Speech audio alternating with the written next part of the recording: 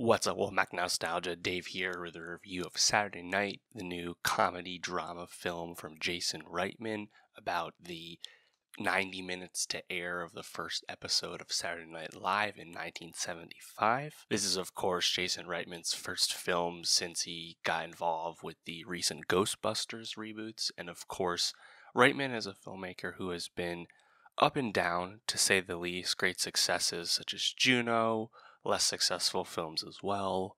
His previous non-Ghostbusters film was The Frontrunner with Hugh Jackman, which was a film I liked quite a bit, but also was a bit polarizing. Saturday Night is a fun reflection on the chaotic 90 minutes prior to the airing of the first episode of Saturday Night Live in 1975. This is a film that plays fast and loose with the facts. The filmmaking is a lot of walking, talk, a lot of handheld camera, a lot of close corridors, really conveying the chaos and the energy in the room that night.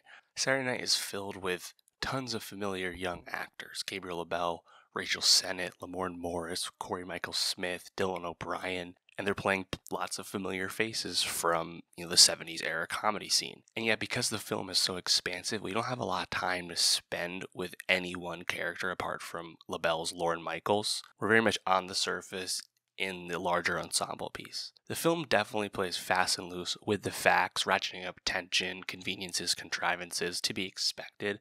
I'm not someone with a strong knowledge of the beginning of SNL, so none of the glaring inaccuracies that some really stood out to me. Ultimately, I find the film quite successful because it's able to hold and maintain tension for something that ultimately will become a great success.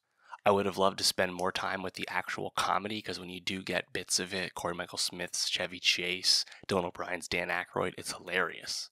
But it's only in fits and starts because the movie has a lot to accomplish. We spend the most time with Gabriel LaBelle's Lorne Michaels, and I think LaBelle does a great job, of course, breaking out a few years ago with The Fabelmans. LaBelle in real life is actually a good bit younger than Michaels was at the time of the first season of SNL, but leaving that aside, I think he does a good job of communicating like fledgling confidence and ability to kind of people manage and keep things on the track just barely. Rachel Sennett as his somewhat sort of wife, but not really, Rosie Schuster, is also tremendous in the film.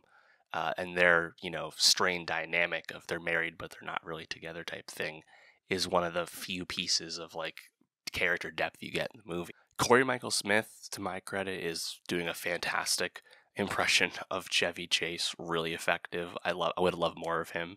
Similarly, Dylan O'Brien as Dan Aykroyd, Lamorne Morris as Garrett Morris, Nick Braun as Andy Kaufman and Jim Henson. Like, you only get just a little bit of them, but they have their moments in the film that like kind of jump out and come together.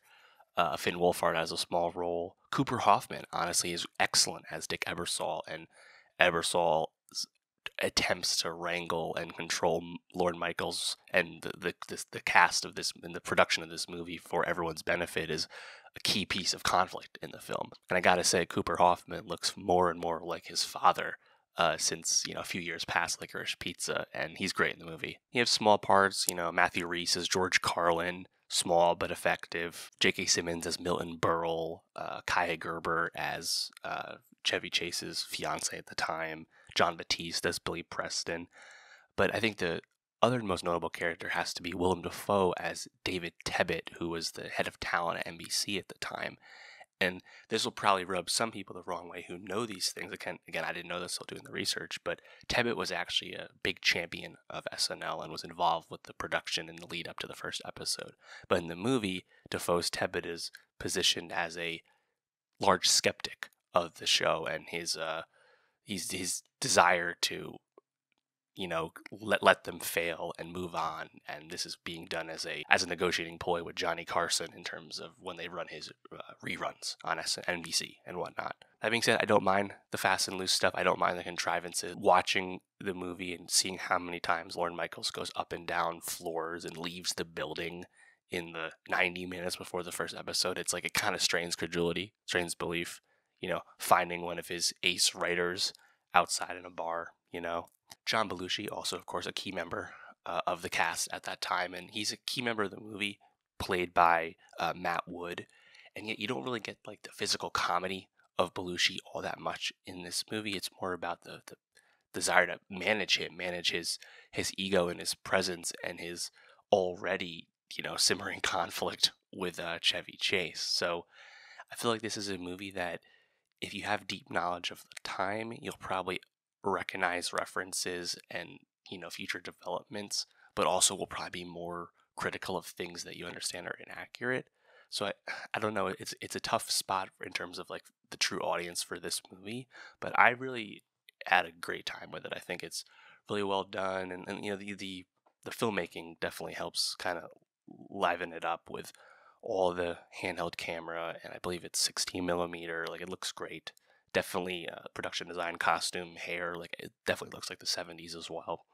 But yeah, let me know, what did you think of Saturday Night? Did you find the film fun and effective like me? Were you a bit disappointed by the lack of overall depth with the characters in the movie? Let me know. And for more movie reviews, subscribe, and I'll see you next time.